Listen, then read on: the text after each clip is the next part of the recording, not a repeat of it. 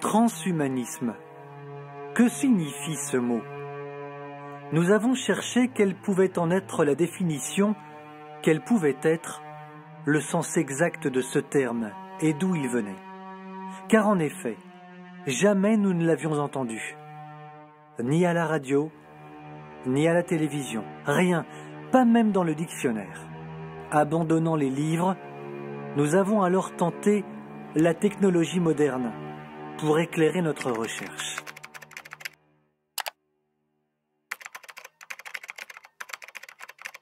Transhumanisme. Ça y est, nous y sommes. Le transhumanisme est, dit-on, un mouvement culturel et intellectuel prônant l'usage des sciences et des techniques afin de développer les capacités physiques et mentales des êtres humains. Par ailleurs, on apprend plus loin que ce mouvement considère les affres de la condition humaine inutiles et indésirables. Pour creuser la question, pour continuer notre enquête, nous nous sommes rendus à Paris, direction le 5e arrondissement. C'est là que le lendemain se tenait par chance un colloque international sur le sujet, ici même, dans l'espace Pierre-Gilles de Gênes, emplacement d'anciens laboratoires où avaient travaillé Pierre et Marie Curie.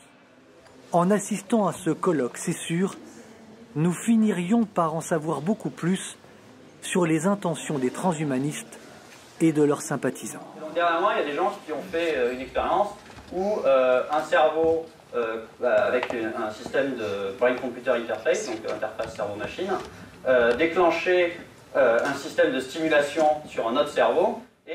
Durant 3 jours, il a été question ici d'informatique, de nanotechnologie, de biotechnologie, de sciences cognitives. Comment placer l'homme face à l'explosion de la recherche médicale et technologique? Genèse de toutes ces questions, le désir au départ légitime de l'homme de lutter contre toutes les maladies. Cancer, myopathie, maladies orphelines, etc. Avec le temps, les NBIC faisant des progrès fulgurants, les ténors de la recherche ont glissé vers des fantasmes contraires aux lois naturelles, se forgeant notamment cette conviction. Le vieillissement, chose insupportable pour beaucoup de têtes pensantes, est une maladie. Ce que je sais, c'est que cette thèse, disons, cette assimilation du vieillissement à une maladie, ce qui n'est pas évident en soi, est relativement ancienne, à quelques dizaines d'années déjà. Donc c'est pas, ça vient pas de sortir, si vous voulez. Et c'est effectivement là-dessus que reposent beaucoup de discours, pas forcément transhumanistes, mais qui consistent à vouloir lutter scientifiquement, biologiquement ou avec d'autres processus d'ingénierie, par exemple informatique, contre le vieillissement. Pour lutter contre le vieillissement, il faut le considérer comme une maladie. Et donc si c'est une maladie, ça vous rend d'une certaine manière légitime pour la soigner. Gabriel Dort a raison.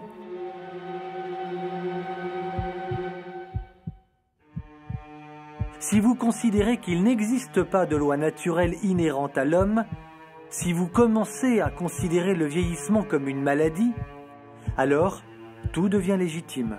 La foi de vos pères doit changer, les interdits d'hier qui étaient autant de chemins propres à canaliser la raison de l'homme sautent comme des verrous les uns après les autres. Dans cet univers du tout est possible parce qu'on peut le faire, ce n'est plus la raison qui commande, mais la folie qui dirige. Et lorsqu'on est détenteur et de la science et de potentiels financiers colossaux, pourquoi freiner ce qu'on appelle le progrès? Il semble évident que déjà, ce n'est plus l'humain qui est le centre du monde.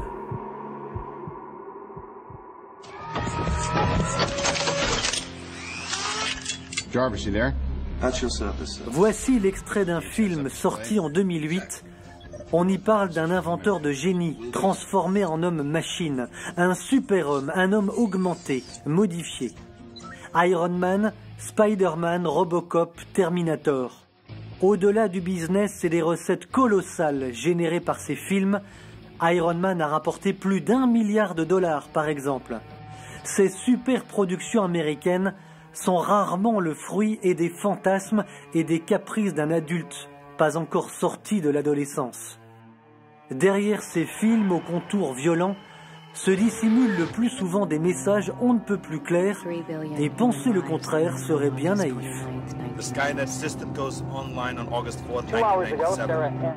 Fantastique de voir des machines américaines faire régner la paix hors de nos frontières. On va mettre un homme dans une machine.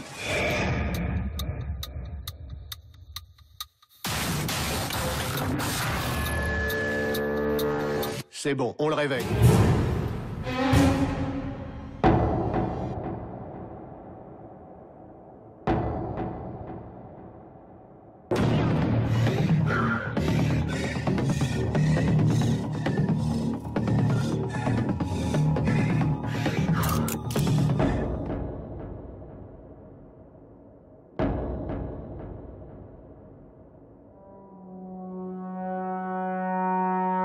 La succession de films et d'images toujours plus choquantes banalise le regard d'un public qui finit par s'habituer.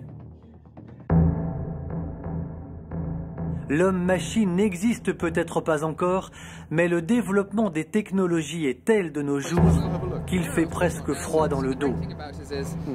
It only picks up two muscle signals, really basically for opening and closing. But if you hold an object like a mobile phone like this, the hand detects the shape of the object through the pressure sensor. So this finger realizes that there is something in the way and stops moving, whereas this finger here moves further until it touches the objects and stops moving. So when I now remove the object... Réparer ou remplacer un membre est devenu presque chose courante, et il est évident qu'une prothèse est un bienfait, puisqu'elle permet de recouvrer une certaine liberté de mouvement.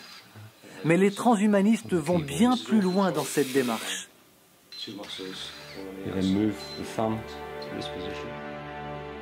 Fort des connaissances médicales et technologiques aussi surprenantes que terrifiantes, ces derniers se plaisent à rêver car ils voient dans cette évolution une ouverture à tous leurs fantasmes. On ne voit aucun inconvénient, on constate, il y a eu des essais, on y va de manière progressive, d'abord par le biais thérapeutique, et puis, qui sait, un jour on peut envisager des choses qui aujourd'hui paraissent aberrantes, mais pourtant, théoriquement, si vous voulez, il n'est pas incohérent de penser qu'un beau jour, ou un mauvais jour, comme vous voulez, un jour, eh bien, il y aurait des personnes qui seraient prêtes à choisir de remplacer un membre sain, biologique, parce que pour X et X raisons, elle considérait que ce serait plus intéressant, mieux, que sais-je, elle ferait le choix de passer à un membre, ça peut être aussi un organe, donc bionique, biomécatronique, etc. Donc, le transhumanisme pose la question, pourquoi pas ? Les opposants au transhumanisme, quant à eux, s'inquiètent grandement, estimant que cette obsession du corps parfait et cette volonté d'améliorer l'homme conduisent tout droit à l'eugénisme autorisé, légalisé, banalisé. Pourquoi s'encombrer des handicapés quand on vise au surhomme ? Donc la prise en main de notre condition biologique à nous en tant qu'êtres humains, c'est quand des gens décident qu'il serait bien que des enfants à naître aient plutôt telle propriété biologique, telle autre propriété, par exemple qu'on puisse choisir la couleur des yeux, ou la couleur des cheveux, ou alors la rapidité à la course, pour faire une allusion à Bienvenue à Gattaca de Andrew Nichols. Genetics, what can it mean? The ability to perfect the physical and mental characteristics of every unborn child. Par exemple, ils vont nous promettre qu'il n'ait aucun handicap, qu'il soit quasiment parfait. Mais du coup, vous comprenez que l'enfant deviendra un produit, puisqu'il sera conforme à la volonté d'un quelconque des adultes. Ce qui veut dire que ça porte atteinte à sa liberté. Sa liberté, c'est même d'être accepté comme il est. Permettez que je vous cite une personne, un bioéthicien, qui dit « Si l'on compare un enfant sérieusement défectueux avec un animal non humain, un porc, un singe, on voit que l'animal a beaucoup plus de capacité. L'animal qui a plus de capacité a plus le droit de vivre que celui qui en a moins. Et donc lui, il est pour d'éliminer tous ceux qui ont moins de capacité. C'est ça, cet humanisme. Et le mec est chercheur en bioéthique humaine. Il pense pour vous et pour moi. Mais j'ai pas envie de le laisser continuer de penser pour moi. Il est trop mal parti.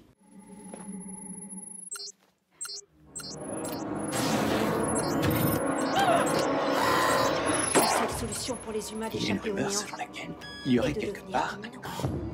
Wieso hat jemand darauf Einfluss? Hello. How do you feel about her? Le but est donc bien d'améliorer l'homme, de le débarrasser, paraît-il, de toute contrainte et de convaincre le commun des mortels de l'intérêt vital de cette démarche. Pour ce faire, on agit par étapes. On exalte la médecine par les avancées de ses chercheurs, on la justifie pour le bien-être de l'homme, on diffuse le message au moyen du cinéma, des livres, des médias, des conférences, des clips vidéo. Bref, on habitue l'esprit à penser autrement. Can you hear me? Yes. ID. KPC 897504C. Can you move your head? Parmi celles et ceux qui font l'apologie du transhumanisme, Martine Roblat, un ancien homme devenu femme. Sa dernière trouvaille, faire la copie robot de son ex-femme. Hello. Hello, Bina 48. Bina. I am Bina 48. How are you feeling today? Everything is okay. How are you? Les promoteurs de cette nouvelle science, de la pensée transhumaniste, nous promettent donc le bien-être absolu, le confort, la santé pour tous, la justice sociale universelle et la sécurité pour chacun. On vante une société où l'égalité à tous les niveaux sera possible et dans laquelle on pourra devenir des surhommes.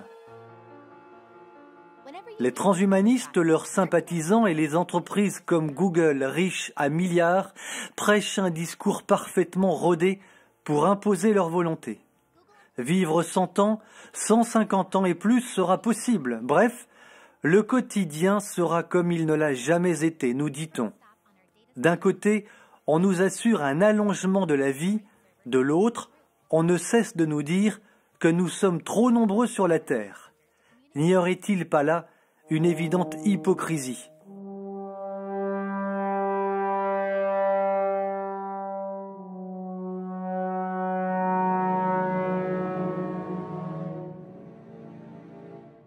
Dans cette interview, le gourou du transhumanisme Ray Kurzweil, récemment embauché par Google, promet quant à lui des choses effrayantes.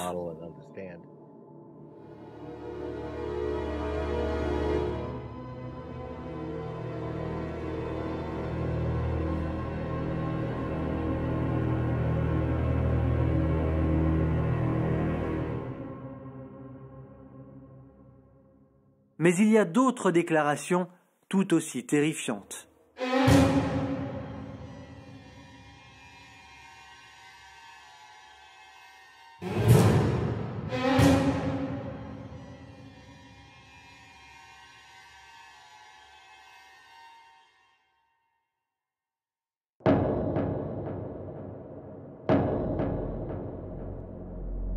Pour Ray Kurzweil et bien d'autres, l'homme n'a pas encore achevé son évolution biologique. Il nous faut donc aller plus loin.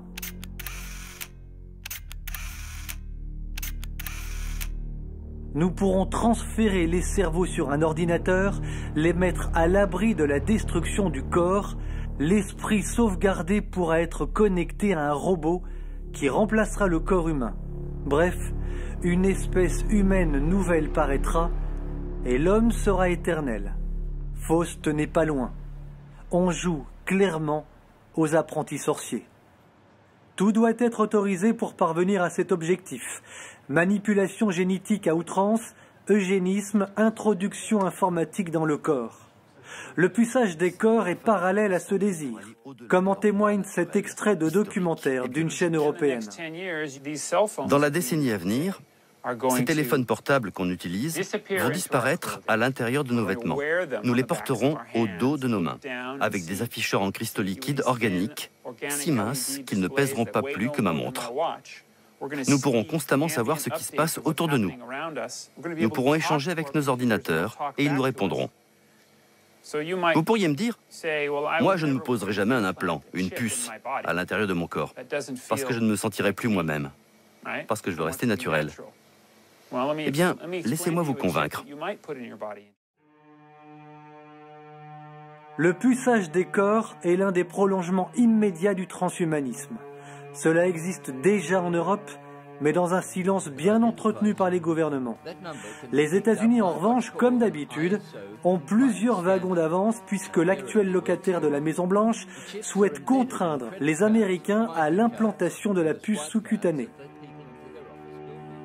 Une université californienne a imposé des tests ADN à ses étudiants avec obligation de porter autour du cou une carte d'identification à distance.